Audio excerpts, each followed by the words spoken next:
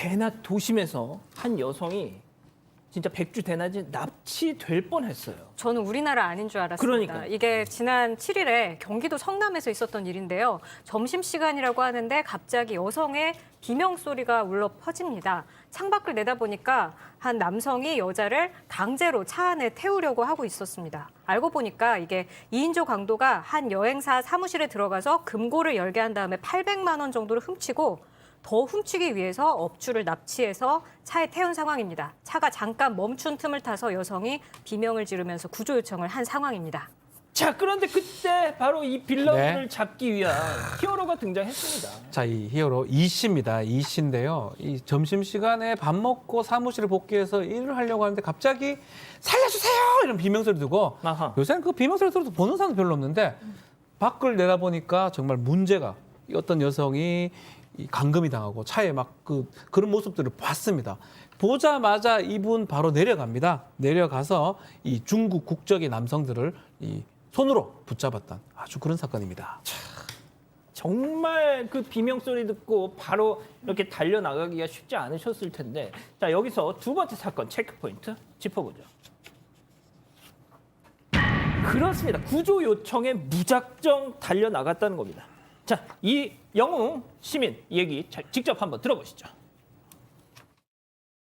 여자분 마스크가 벗겨지면서 이제 청테이프가 보여서 그 여자를 이제 차에 태우는 과정이었어요. 근데 여자는 이제 막 발버둥 치고 있는 상황이고, 내 어머니나 뭐 누나나 이제 가족들이 이제 그런 상황에 처했을 때 누군가라도 도와줘야 되지 않을까라는 생각으로.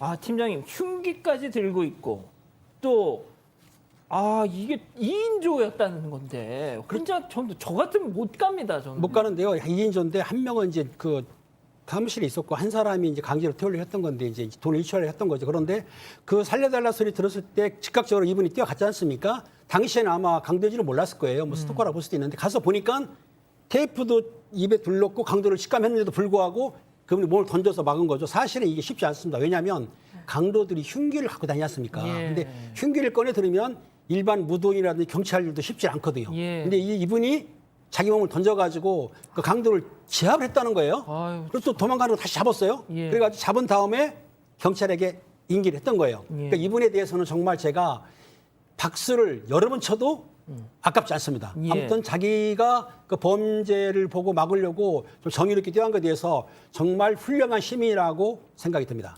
자, 양 변호사님, 지금 영상이 나가고 있는데 도망가는 장면이 잡혔어요. 제가 다시 한 번만 좀 보여주세요. 저 사람이 동그라미 안에 있는 사람이 지금 피해자였던 것으로 보여요. 왜 서 있냐면 처음에 이 여성이 살려달라고 해서 쫓아내려가서 잡으니까 이 피해자가 사람들이 우르르 몰려들었을 거 아니겠습니까? 그러니까 나 도망 안 가겠다, 알겠다 해놓고 안심을 시킨 다음에 다시 도망을 갔던 거예요. 지금 담배를 피려고 네. 주머니에서 딱 하면 담배를 물려고 하는데 하다가 뒤에 살펴보다 확 달아납니다.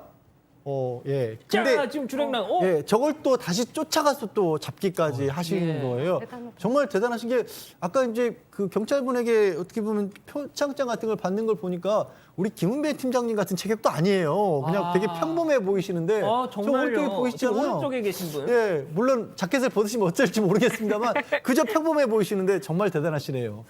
야, 진짜 박 변호사님. 네.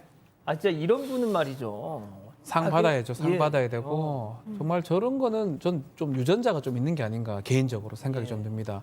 저런 어떤 위험 구조 신호를 받았을 때 뭐 한 번 더 생각하지 않고요. 바로 내려가는 거고요. 청테이프 봤을 때 이거 직감적으로 큰일이라고 생각을 했던 것 같고요.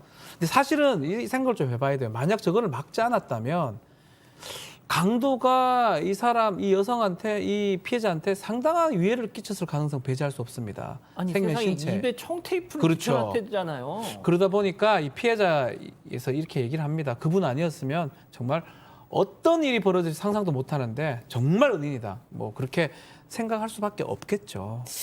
아니, 저희가 진짜 정말 이분이 의인이시고 정말 박수가 아깝지 않은 분이신데 또 그렇다고 해서 뭐 가족 여러분 저럴 때는 달려가서 제압을 하기 이렇게 또 권하기가 어렵잖아요. 왜냐하면 흉기를 들었는데. 그렇죠. 일반 시민들이 사실은 범인을 잡기 힘들기 때문에 저분은 이제 의료원 얘기를 했지만은 일반 시민에게 권하기 쉽지 않고요. 112 신고를 빨리 해야 되죠. 예. 아무튼 저분한테는 경찰에서 감사장도 주고 보상금을 줬는데 얼마인지 모르겠습니다. 저분 제가 보기에는 상당히 의로운 분이지만 혹시 저분이 저한테 연락하게 되면 제가 또 맛있는 피자를 또 쏘겠습니다. 아니 뭐 그 저한테도 좀 사주세요 피자 좀. 아 그럴까요? 예. 근데 의료원 행동을 해야 사주는 겁니다. 아, 오늘따라 왜 이러시지 팀장님? 아니 팀장님 그거보다도 제가 좀 궁금한 것이 예, 예. 진짜 딱 정말 의로운 마음에 저런 급박한 상황에 달려가셨는데 네. 정말 상대가 막 흉기를 들고 있다.